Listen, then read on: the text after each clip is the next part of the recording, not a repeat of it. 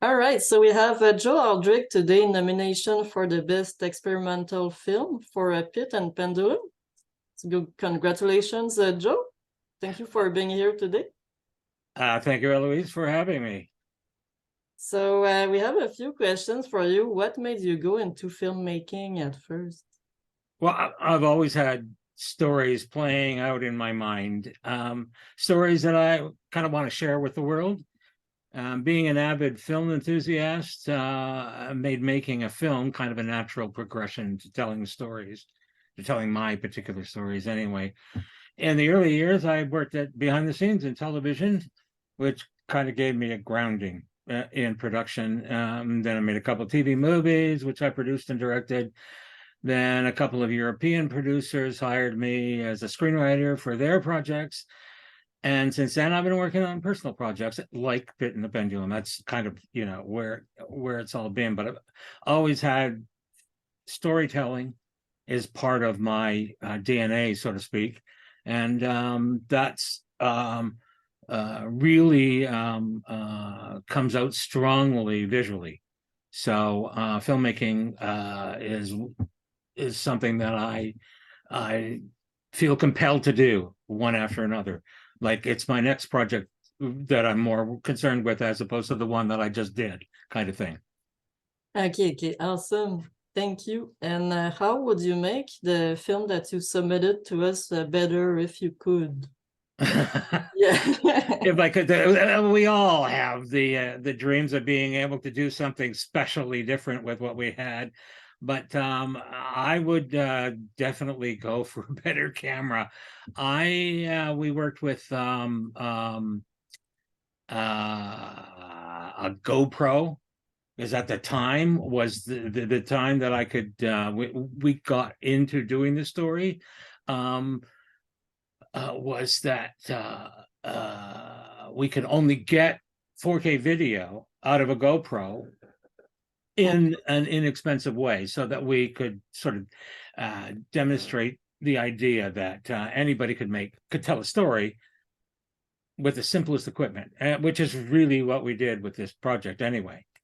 Also, it'd be nice to have better studio space, because we were borrowing people's places and locations. They didn't have ceilings high enough for us to deal with, so we were having a lot of lighting problems, and also we couldn't get the GoPro into some of those overhead moments that I would have liked to get a little more of. But like I said, I don't think there's a filmmaker out there that hasn't said, I'd rather do this than, I'd rather have done this, and I'd like to fix this. And Yeah, I totally agree. And why did you choose that subject? There were a whole bunch of reasons for that.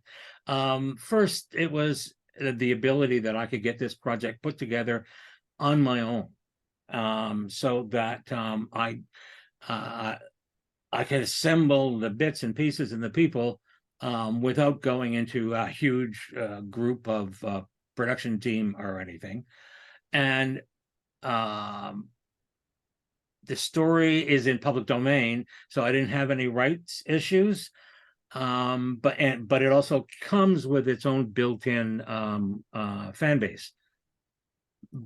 Again, what I was really trying to do was demonstrate this idea behind the black box cinema, because that's the concept that I was going strongly for, is to produce something to illustrate literary classics while maintaining the emphasis on the author's words.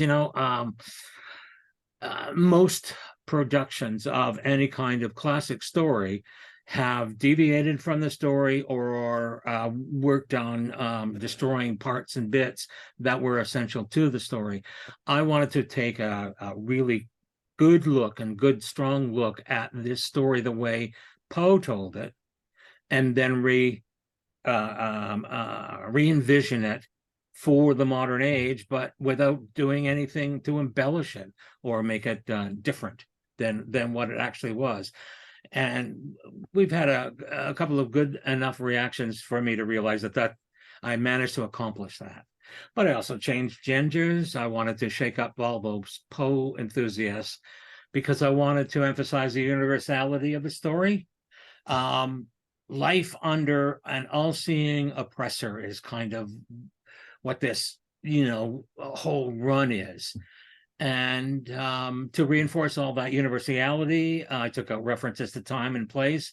And so the only thing I kept was the name of the Inquisition, as sort of the righteous representation of righteous evil.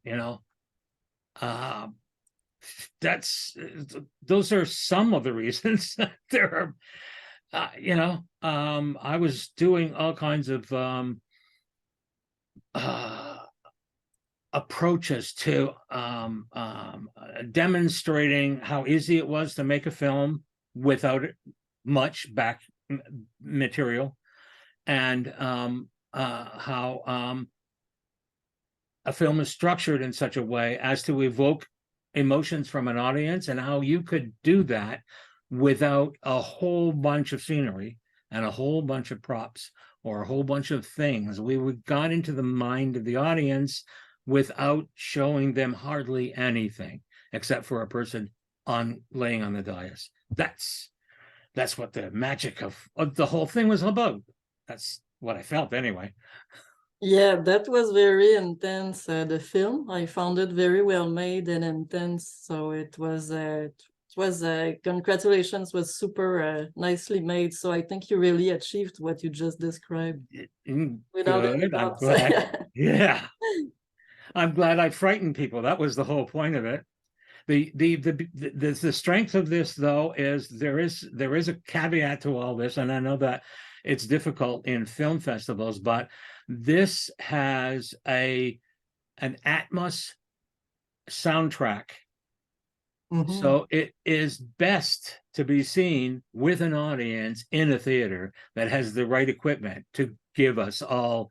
I think it's something like 7 or 8 tracks, if not more than that, probably more than that. Oh, wow. Of sound. And it's powerful when you hear it all together. It's sort of powerful without the extra idea of sound all around you, but it really does stun an audience when the sound is all around them. Yeah, that must be even better in a theater for sure. Like yeah. And what do you think is the most important thing when you start a career in filmmaking? Important thing to remember?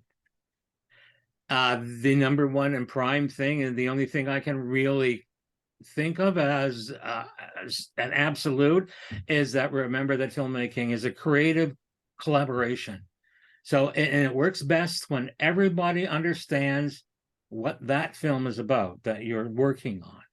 But you are collaborating with a bunch of other artists in various ways. They are, an actor is an artist and a set designer is an artist.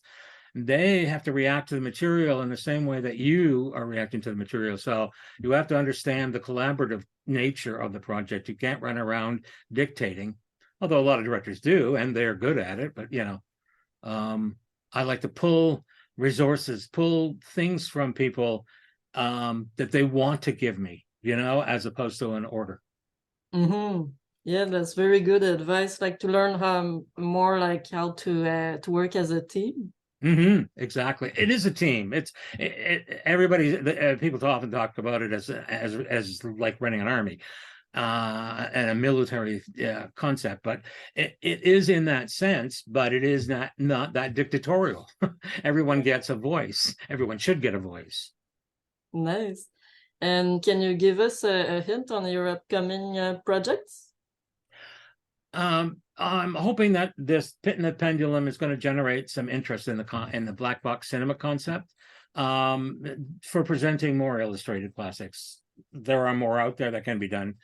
But in the meantime, I'm currently working on a music video for some friends of mine who perform as Azalea.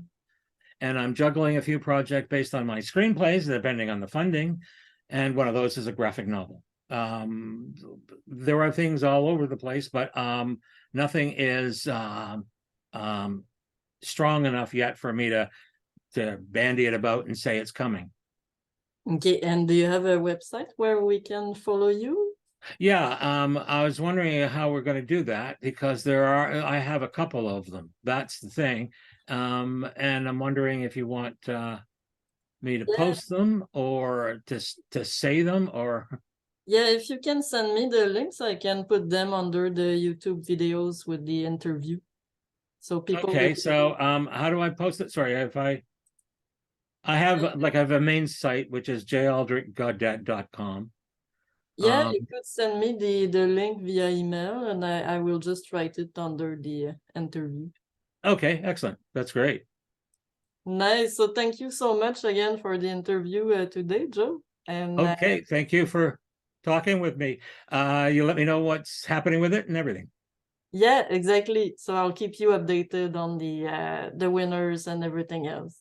So Okay, thank you thanks, so Ellen. much. Thank you for the submission as well. So talk to you soon.